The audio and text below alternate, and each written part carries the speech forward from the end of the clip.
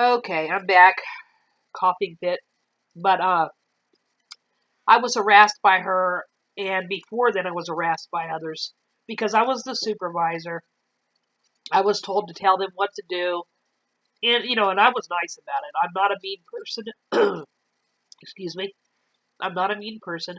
There was a time I'd went out and I had, I used to smoke back then. And I went out to have a cigarette, and I would be out there a little bit longer than 10 minutes or whatever the allotted time was. It was 10 minutes.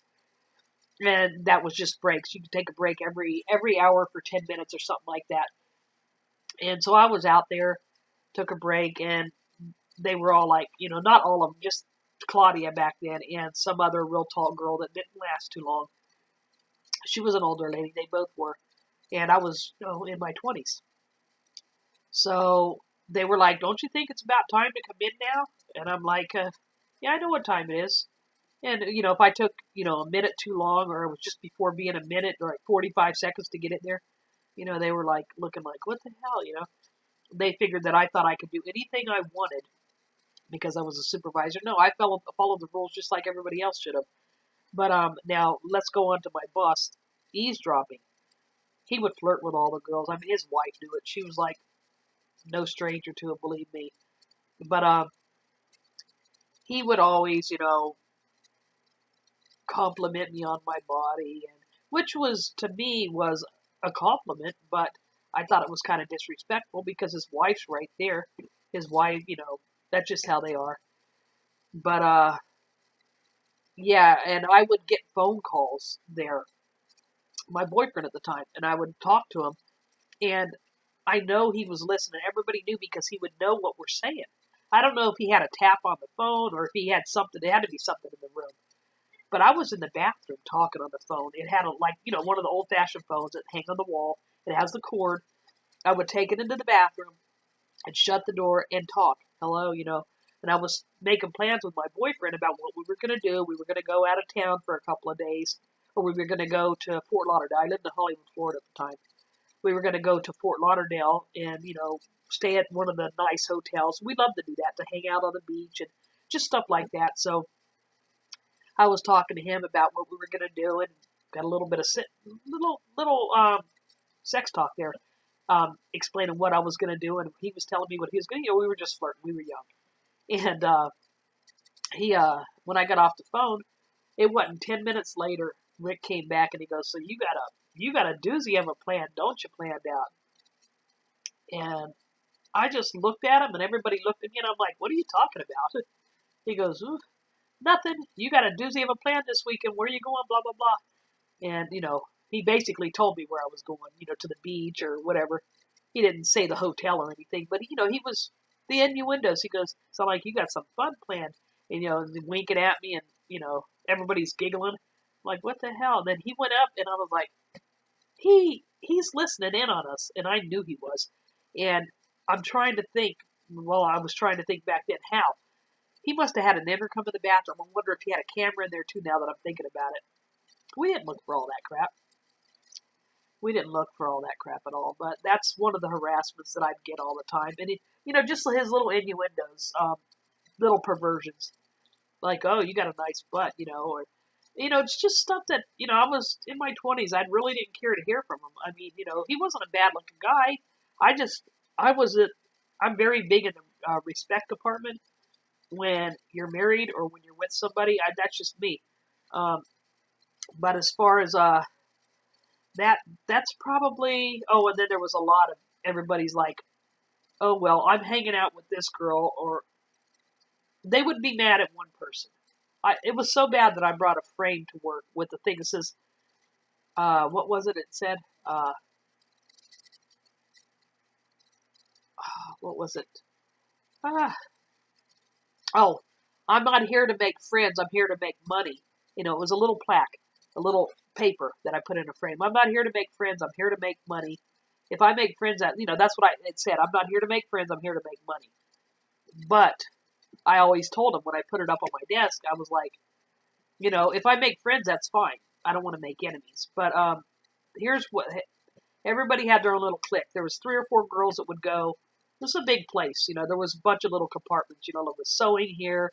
sewing over here, cutting here, rolling in the back, and then, he had opened up another one down in the thing. It was like a little warehouse to where he would store all of his materials. And he would have girls working down there. He had machines down there too. But everybody, it was like 3 or 4 girls would hang out together, and the couple would hang out together. The older women would hang out together. There would be a couple of loners, and I was known to be one for a little bit when I first started there.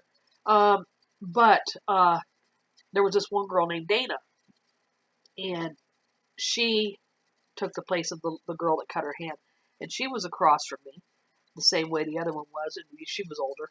I mean, about my age. She was in her 20s. And she pissed everybody off.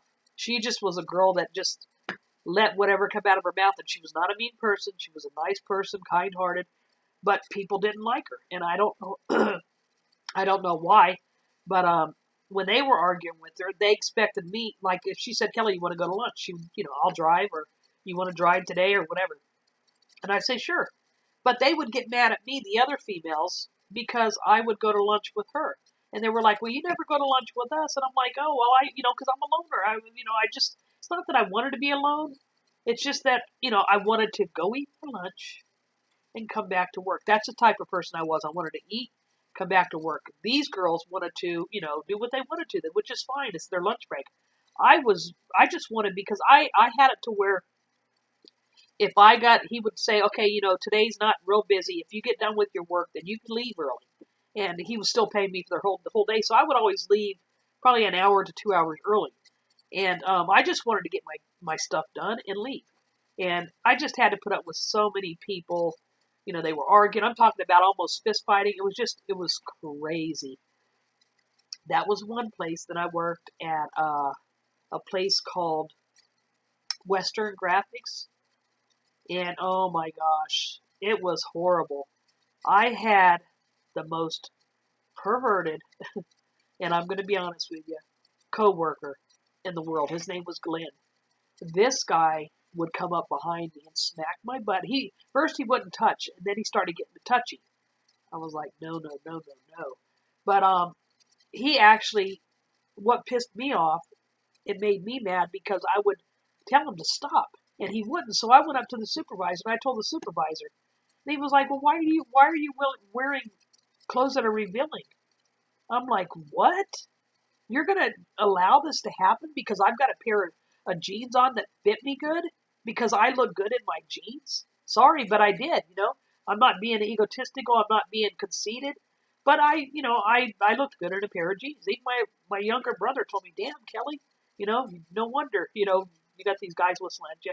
I did. I had the body when I was younger, and, I'm not sitting here trying to be conceited, but for them to say, well, what do you want me to wear? A long shabby dress? And he was like, yeah, that would be nice. So I was like, he was allowing somebody to sexually harass me. And I mean sexually, to where this guy, let me tell you how far it went. He would come up behind me, and this was what took the cake. No, I didn't quit. I just went to a different part of the, what do you call it? And I basically told him, if you touch me again, I'm going to, hurt you. Put it that way.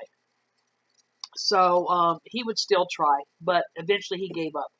But what took the cake was when he came up behind me and actually put his hand up under me and grabbed my privates. I'm not talking about my butt. He grabbed the other, and he grabbed the handful, if you know what I mean. Basically, almost, just, it was disturbing. Pisses me off to think about it now. But I seen him many years later while I was shopping. This was in California, by the way. Yeah, it bothered me. I don't even know what happened to him after that. I don't know if he quit. I know he didn't get fired. Well, he didn't get fired because of me. Because the supervisor was a man. He wasn't trying to look at me. He was just, explaining to me how all these girls wear this and wear that. One of those guys that blame the clothes. And it was just a regular pair of jeans. They weren't tight. They were just nice jeans that I would wear. Or, I would not, wear sexual things. I would just look nice when I went to work. And he was the type of guy that was like, blaming the female because of what she was wearing. No, blame the, I can't handle no more of that cough drop. It's way too minty. Um, he was basically one of the types that would blame, oh, he's a pervert because you're wearing something to antagonize him. You're wearing something to tempt him. So that's why he's a pervert, because of you. And that's what he didn't say it like that, but he might as well have. And I was like, no, no, no, no, no. So the workplace crap, yeah, I'm glad I don't have to deal with that now. I can work out of the home. Yeah, I don't make as much as I normally would working out, but working out of the house, but that's all right. It gives me something to do. Um, so everybody get on over to Teresa Richardson's page. I'll leave a link down in the description below. We're going to be doing these little talks every Wednesday. It's going to be Women's Wednesday, and we will be back this evening, this evening for mine and my husband What's Up Wednesday. We didn't do it last week, but see, now I have to put this cough drop back in my mouth because it's allergies. Anyway, yeah, allergies are harassing me, but no, I just can't stand when somebody blames you for them being perverts. You know, he thought it was okay, and that's just one example. I'm trying to think of some other ones, but he thought it was okay to come up behind me and touch me because of what I'm wearing. No, and it wasn't just me. He was harassing other females too, but he was just an outright pervert, and it's not my fault that he's a pervert. They were trying. Society sometimes tries to blame it. Oh, it's your fault because of the way you're dressed. But anyway, uh, yeah. So I'll see you all this evening. At about 6:37. I'm not sure exactly what time. Maybe I'll try to go live again. I don't know. If I don't, I've got this better computer now, so it's not so laggy. It's fast, and yeah. So, as I was saying, go check out Teresa Richardson. I'll leave a link in the description. She's going to be talking about this too, and I'm not sure what we're going to be talking about next week. But give us some ideas. Let us know what you'd like to hear that has to do with women. Excuse me. Anyway, everybody, I'll talk to you this evening. Bye bye.